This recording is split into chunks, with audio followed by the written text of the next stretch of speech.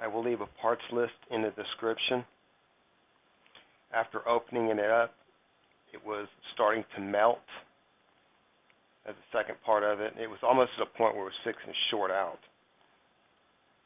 So I took it apart, and then I took a drill and I took a pair of dikes and cut the plastic and filed on it to the point where I could get the new cord, which is a 20 amp, 150 watt cord. There it is. And then I placed it inside to make certain that it would fit before I actually soldered the heating element into place. That's after it's been soldered into place. One of the thoughts is if I solder it and it heats up, will it desolder? So I went ahead and I put silicone inside there for a stress relief and also for a chance that if it did desolder, it would not disconnect. And I ran it through a few tests and it seems to hold.